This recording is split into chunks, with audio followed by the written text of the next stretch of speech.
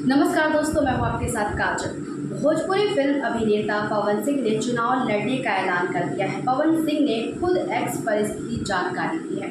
Pawan Singh Karakat Lok Sabha seat से चुनाव लड़ेंगे। पवन सिंह ने एक्स पर लिखा कि माता गुरुतरा भूमेरा, अर्थात माता इस भूमि से कहीं अधिक भारी होती है और मैंने अपनी माँ से वादा किया था कि मैं इस बार चुनाव लड़ूंगा।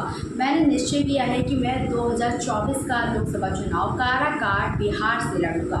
जय माता दी। आपको बताते चले कि भारतीय जनता पार्टी ने अपनी पहली सूची में पवन सिंह को पश्चिम बंगाल के आसनसोल सीट से अपना उम्मीदवार बनाया था, लेकिन पवन सिंह ने चुनाव लड़ने से इनकार कर दिया था उस समय। इसके पीछे निजी कारणों का हवाला दिया था। इधर एक बार फिर पवन सिंह ने रोहतास के काराकाट लोकसभा सीट से निर्दलीय चुनाव लड़ने की घोषणा कर राजनीतिक हलकों में सरगर्मी तेज कर दी है।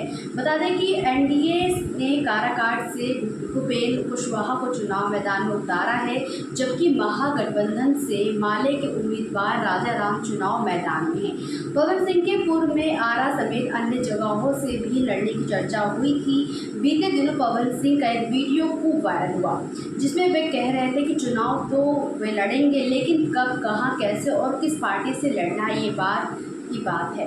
बता दूं कि काराकाट लोकसभा सीट से इस समय जेडीयू के खाते में है। यहां से 2019 के लोकसभा चुनाव में महाबली सिंह चुनाव जीते थे, उन्हें कुछ वोट मिले, जबकि राष्ट्रीय लोक मोर्चा प्रमुख उपेंद्र कुशवाहा को 3,13,866 मत हासिल हुए थे। वहीं बीएसपी के राजनारायण तिवारी को 21,715 वोट से संतोष करना पड़ा था। काराकाट संसदीय क्षेत्र 2009 में अस्तित्व में आया था। ये क्षेत्र चावल उत्पादन के लिए जाना जाता है। इस क्षेत्र में लगभग 400 राइस मिले हैं। इसके पूर्व ये विक्रमगंज लोकसभा क्षेत्र के नाम से जाना जाता था। पवन सिंह भोजपुरी संगीत और फिल्म जगत का बड़ा नाम है, जिससे कोई अनदेखा नहीं किया कर सकता और काराकाट सीट जातीय दोनों गठबंधनों के उम्मीदवारों का गणित भी उनके पक्ष में नजर आ रहा है। काराकाट लोकसभा क्षेत्र में करीब 3 लाख से अधिक स्वर्ण और 2.5 लाख कुशवाहा कुर्मी मतदाता हैं। स्वर्णों में भी सबसे अधिक तादाद उस राजपूत जाति के मतदाताओं की है जिससे पवन सिंह आते हैं। इस लोकसभा क्षेत्र में राजपूत मतदाताओं की तादाद करीब 2 लाख है। काराकाट सीट से पवन सिंह की एंट्री को कोई एनडीए के लिए झटका बता रहा है, तो कोई ये भी कह रहा है कि इससे चुनाव पर कोई खास असर नहीं पड़ेगा। वहीं वरिष्ठ पत्रकार ओम प्रकाश असर ने कहा था कि पवन सिंह जिस राजपूत जाति से आते हैं, उसका समर्थन बीजेपी को अधिक मिलता रहा है। काराकाट सीट से कुशवाहा जाति के 2 उम्मीदवार मैदान में हैं और यहां से बीजेपी की सहयोगी पार्टी का उम्मीदवार बीजेपी कोर वोटर स्वर्ण अगर पवन सिंह के साथ गए तो इसका सीधा नुकसान उपेंद्र कुशवाहा को होगा। एनडीए की ओर से आरएलएम प्रमुख उपेंद्र कुशवाहा मैदान में है। इंडिया ब्लॉक की बात करें तो यहाँ से सीपीआई ने राजाराम सिंह कुशवाहा को उम्मीदवार बनाया है। वह एनडीए और इंडिया दोनों ही गठबंधनों से कुशवाहा जाति के उम्मीदवार चुनाव लड़ रहे हैं।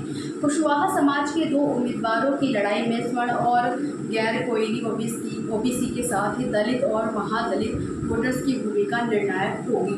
अब राजपूत उम्मीदवार की एंट्री से मुकाबला त्रिकोणीय हो गया है।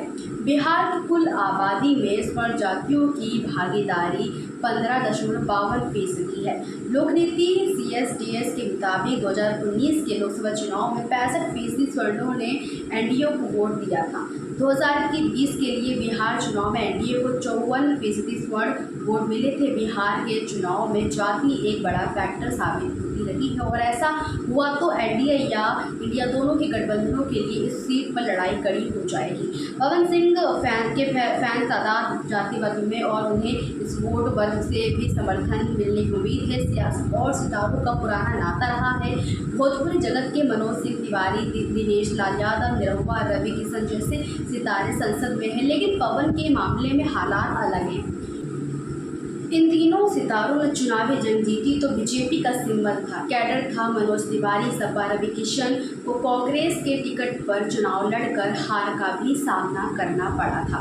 ये नतीजे बताते हैं कि चुनावी जंग जीतने के लिए केवल ग्लैमर नहीं, मजबूत कैडर भी जरूरी है और अपने गृह क्षेत्र से करीब 100 किलोमीटर दूर जाकर कैडर जुटाना आसान नहीं होगा। खैर ये तो वक्त ही बताएगा कि पवन सिंह कहाँ से लड़ेंगे और उन्हें कितना समर्थन मिलेगा उनके फैंस के थ्रू। हमारे चैनल भारत लाइव एक्सपोज को लाइक एंड सब्सक्राइब करना ना भूलें।